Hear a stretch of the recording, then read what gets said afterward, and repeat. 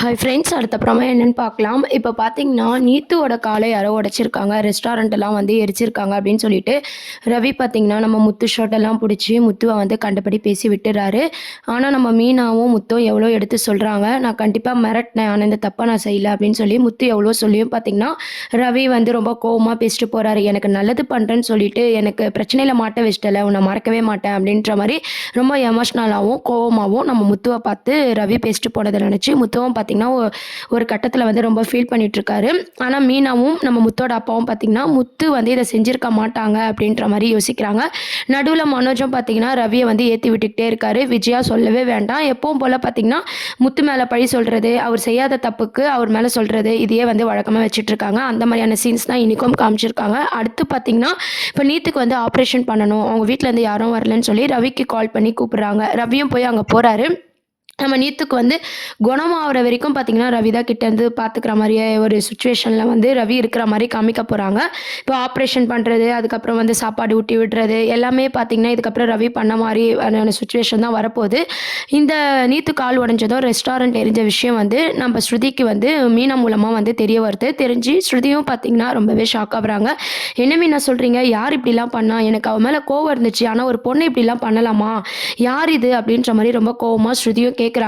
ரவி வந்து முத்துவ சந்தேகப்படுறாரு அப்படின்ற விஷயத்தையும் பார்த்தீங்கன்னா, மீனா மூலமா ஸ்ருதி தெரிஞ்சுக்கிறாங்க. கண்டிப்பா இது முத்தும் பண்ணியிருக்க மாட்டாரு. அவர் சும்மா கத்துவாரு. அவர பத்தி எனக்கு தெரியும் அப்படின்ற மாரி பேசிட்டு இருக்கும்போது, மீனா என்ன சொல்றாங்கன்னா, "நீங்களாவது முத்துவ நம்புனீங்களே! ரொம்ப சந்தோஷம்." அப்படின்ற மாரி சொல்றாங்க. "இது யார் பண்ணான்னு கண்டுபிடிச்சே ஆவணும்." அப்படின்னு சொல்லிட்டு ஸ்ருதி, மீனா, நம்ம முத்து 3 பேரும் வந்து பேசிட்டு இருக்காங்க. ஒரு விஷயத்துல பார்த்தீங்கன்னா, இது வந்து நீத்துவே பிளான் பண்ணி பண்ண விஷயமா இருக்கணும். இல்ல அப்படின்னா, நீத்துக்கு வேற யாரோ பண்ணியிருக்கணும். அந்த பழி வந்து முத்து மேல வந்திருக்கணும் அப்படின்ற மாரி யோசிக்கிறாங்க. உடனே மீனாக்கு வந்து பார்த்தீங்கன்னா, ஒரு யோசனை தோணுது. முதல்ல இவ நடிக்கிறாளா இல்லையா நம்ம தெரிஞ்சுப்போம் அப்படின்னு சொல்லிட்டு அவங்க சீதாவுக்கு வந்து கால் பண்றாங்க. சீதா வந்து ஆல்ரெடி வந்து நர்சிங் இதில படிச்சிருக்காங்க இல்லையா? அந்த ரிலேட்டிவா வந்து கேட்டு பார்க்கலாம் அப்படின்னு சொல்லிட்டு, அந்த ஹாஸ்பிட்டல டீட்டெயில்ஸ்லாம் குடுத்து, இந்த மாரி இது உண்மையான்னு எனக்கு விசாரிச்சு சொல்லு சீதா அப்படின்ற மாரி மீனா வந்து உதவி கேட்குறாங்க. மீனாக்காக போய் சீதாவும் பார்த்தீங்கன்னா, அந்த ஹாஸ்பிட்டல்ல வந்து எல்லாமே டீட்டெயில்ஸ்லாம் கலெக்ட் பண்ணி குடுக்குறாங்க. இந்த மாரிக்கா எல்லாமே உண்மதான். அவங்க வேணும்னே பண்ணல. உண்மையாலே இந்த சம்பவம் நடந்திருக்கு. அவங்க கால் உடைஞ்சிருக்கு. ஆப்ரேஷன் ஆகப்போது அப்படின்ற மாரி சொல்லும்போது, அப்போ உண்மையாலே நீத்துவே வந்து அவங்க கால் இப்படி பண்ணியிருக்க மாட்டாங்க. அப்ப யாரோ தான் பண்ணியிருக்கணும் அப்படின்னு சொல்லி முத்துக்கு வந்து அந்த விஷயம் வந்து தெரிய வருது. இது யாரா இருக்கணும் அப்படின்ற மாரி எல்லாருமே பார்த்தீங்கன்னா யோசிச்சுட்டு இருக்காங்க. ஆனாலும் நம்ம முத்து மேல கம்ப்ளைண்ட் குடுக்கல அப்படின்னு சொல்லிட்டு ரவியும் பார்த்தீங்கன்னா, நீத்துவ வந்து பாவம் பார்த்து ஹெல்ப் பண்ணிட்டு இருக்காங்க. நம்ம ரவியும், நம்ம முத்துவும் பார்த்தீங்கன்னா சண்டை போட்டு பிரிஞ்சு பேசாம இருக்கிற மாரி கொஞ்ச நாள் காட்டப் போறாங்க. இந்த கேஸ் விஷயமா பார்த்தீங்கன்னா, இந்த தப்ப யார் செஞ்சா அப்படின்ற ஒரு கண்ணோட்டத்துல தான் எபிசோட்ஸ் வந்து மூவ் பண்ண போறாங்க. இன்னொரு சைட் பார்த்தீங்கன்னா, நம்ம ரோகிணி இருக்காங்க இல்லையா? அவங்க வந்து ஒரு ஃப்ரெண்டுன்னு சொல்லி இன்ட்ரோடியூஸ் பண்றாங்க. அத பார்த்து மனோஜ் வந்து ரொம்பவே கடுப்பாவுறாரு. ஏற்கனவே நம்ம ரோகிணி பண்றதெல்லாம் தாங்க வைக்க முடியல. இப்போ நம்ம மனோஜ வெறுப்பேத்தணும், கடுப்பேத்தணும். மனோஜ் மேல இருக்கிற லவ்வ வந்து மனோஜ வெளிய கொண்டு வரணும் அப்படின்னு சொல்லிட்டு, ரோகிணி அடுத்த கட்ட முயற்சியில வந்து ஈடுபட்டுருக்காங்க. கண்டிப்பா பார்த்தீங்கன்னா, இது ரோகிணி பண்றதுக்கும் சான்ஸ் இல்ல. ஏன்னா, அவங்க வாழ்க்கையே இப்படி இருக்கும்போது பார்த்தீங்கன்னா, அவங்க வந்து மனோஜ எப்படி கரெக்ட் பண்ணணும், எப்படி அவங்க சேர்ந்து வாழணும் அப்படின்ற மாரி தான் யோசிச்சுட்டு இருக்காங்க. அது மட்டும் இல்லாம சீரியல் எவ்வளோ மொக்கையா கொண்டு போறாங்க அப்படின்னு பார்த்தீங்கன்னா, ரோகிணி வந்து அன்னைக்கு வந்தாங்க இல்லையா ஒரு காரு, அது கண்டிப்பா சிந்தாமணி காருன்னு சொல்லி எல்லாருக்குமே தெரியும். பார்க்குற நம்மளுக்கே தெரியும்போது, முத்து, மீனா, விஜயா இவங்களுக்கெல்லாம் தெரியாம இருக்கிறது தான் வந்து ஆச்சரியமா இருக்கு. அவ்வளோ ஒரு இதுவா வந்து சீரியல வந்து கொண்டு போயிட்டுருக்காங்க.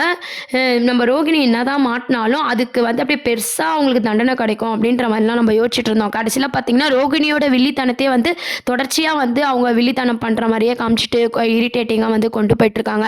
இப்ப பார்த்தீங்கன்னா, மனோஜ் மனசுல எப்படி இடம் பிடிக்கணும் அப்படின்ற மாரி ரோகிணியோட பங்கு அப்படி இருக்கு. இந்த சைட் பார்த்தீங்கன்னா, ரவிய வந்து இந்த மாரி கேஸ் விஷயமா இது பண்ணி நம்ம நீத்துக்கு வந்து ஹெல்ப் பண்ற மாரி, அந்த பழி நம்ம முத்துக்கு எப்பவும் பார்த்தீங்கன்னா, முத்து, மீனாவும் டார்கெட் பண்ணி அடிக்கிற மாரி வந்து சீன்ஸ்லாம் வந்து கொண்டு போயிட்டுருக்காங்க.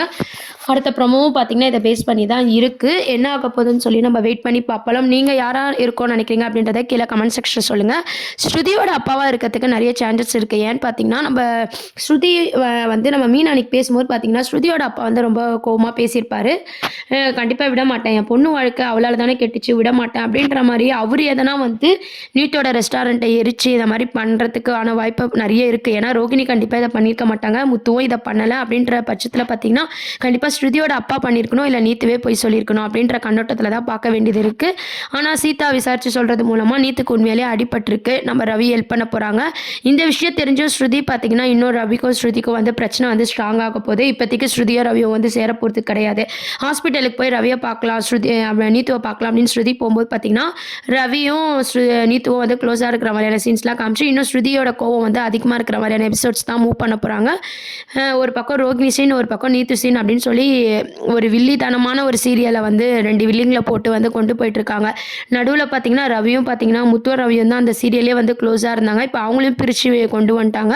இதுக்கப்புறம் ரவிக்கு எப்படி உண்மை தெரிய போகுது, ரவி எப்படி முத்துவை புரிஞ்சுக்க போகிறாரு, முத்து எப்படி வந்து இந்த தப்பை செய்யலை அப்படின்னு சொல்லி நிரூபிக்க போகிறாரு, இந்த தப்பை யார் செஞ்சாங்க அப்படின்னு கண்டுபிடிக்க போகிறாங்க. இந்த மாதிரியான ஒரு நிறைய சஸ்பென்ஸோட வந்து கதையை முடிச்சிருக்காங்க. இதெல்லாம் தான் அடுத்த ப்ரோமோவாக இருக்குது. அடுத்து என்ன ஆக போகுதுன்னு சொல்லி வெயிட் பண்ணி பார்ப்போம். தேங்க்ஸ் ஃபார் வாட்சிங்.